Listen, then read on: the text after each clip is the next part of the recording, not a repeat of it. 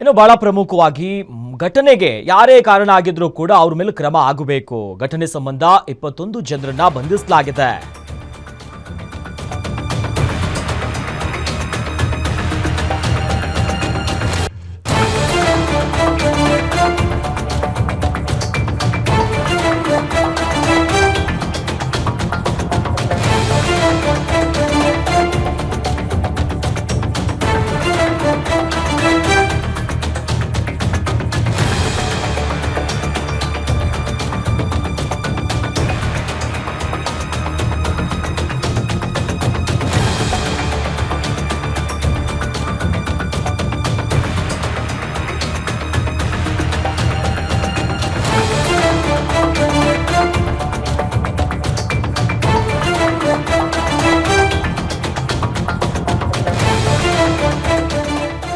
ಘಟನೆಯಲ್ಲಿ ಯಾರೇ ತಪ್ಪು ಮಾಡಿದ್ರೂ ಕೂಡ ಕಠಿಣ ಕ್ರಮ.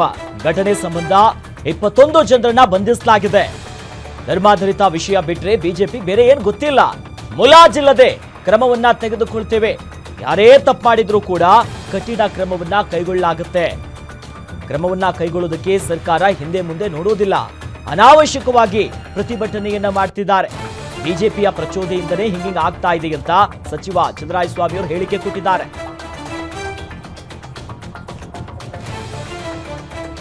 ಈಗ ಬಿಜೆಪಿಯವರಿಗೆ ನೆಲೆ ಇಲ್ಲ. ಕಮ್ಯುನಲ್ ಇಶ್ಯೂ ಬಿಟ್ರೆ ಇನ್ಯಾವುದೂ ಅವ್ರಿಗೆ ಇಶ್ಯೂ ಇಲ್ಲ. ಅಸೆಂಬ್ಲಿಲಿ ನೋಡಿದ್ರಿ ನೀವೇ, ಅವ್ರಿಗೆ ಏನಾದ್ರು ಮಾಡಿ ಪಾರ್ಟಿ ಕಟ್ಟಕ್ಕೆ ಇದೊಂದು ಉಪಯೋಗಿಸ್ಬೇಕು ಅಂತ. ನಮಗೆ ನಾವು ಅದೇ ಕಮ್ಯುನಲ್ಲಿಂದ ಪಾರ್ಟಿ ಕಟ್ಟಲ್ಲ ಕಾಂಗ್ರೆಸ್. ನಿನ್ನೆ ನಡೆದಿದೆ ಘಟನೆ, ಅದರಲ್ಲಿ ಮುಲಾಜಿಲ್ಲದೆ CM ಅವರು ಸೂಚನೆ ಕೊಟ್ಟವ್ರೆ. ನಾನು ಹೇಳಿದ್ದೀನಿ, ಈಗಾಗಲೇ 21 ಜನ ಅರೆಸ್ಟ್ ಮಾಡಿದ್ದೀನಿ. ಯಾವುದೇ ಕಾರಣಕ್ಕೆ ಅದು ಯಾವುದೇ ಜನ ಇರಲಿ, ತಪ್ಪು ಮಾಡಿದವ್ರ ಮೇಲೆ ಕ್ರಮ ತಗೊಳ್ಳಿಕ್ಕೆ ಸರ್ಕಾರ ಹಿಂದೆ ಮುಂದೆ ನೋಡಿಲ್ಲ. ಇವತ್ತು ಪ್ರತಿಭಟನೆ ಮಾಡಲಿ, ಮೆಮೊರಂಡಮ್ ಕೊಡಲಿ, ಹೆಚ್ಚಿನ ತನಿಖೆ ಆಗಲಿ ಅಥವಾ ಹೆಚ್ಚಿನ ಇನ್ನೇನಾದ್ರು ಇದ್ರೆ ಕ್ರಮಕ್ಕೆ ಅವರು ಕೊಡಲಿ. ಅದು ಬಿಟ್ಟು ಇವತ್ತು ಅನಾವಶ್ಯಕವಾದಂಥ ರೀತಿಯಲ್ಲಿ ಲೀಡರ್ಗಳೆಲ್ಲ ಪ್ರವಾಕ್ ಮಾಡೋದಿಲ್ಲ. ನಿನ್ನೆ ನಡೆದಿರ್ತಕ್ಕಂಥ ಇನ್ಸಿಡೆಂಟ್ ಮೇಲೆ ಜಿಲ್ಲಾಡಳಿತ, ಇಲಾಖೆ ಮತ್ತು ಸರ್ಕಾರ ಎಲ್ಲ ರೀತಿಯಲ್ಲಿ ಕ್ರಮ ತಗೊಳ್ಳಿಕ್ಕೆ ಮುಂದಾಗಿದೆ.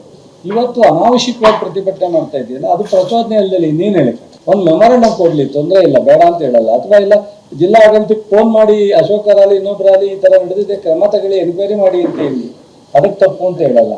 ಬಟ್ ಅದನ್ನೇ ಒಂದು ಬೇರೆ ರೀತಿಯಲ್ಲಿ ಅವ್ರು ಕ್ರಿಯೇಟ್ ಮಾಡೋದು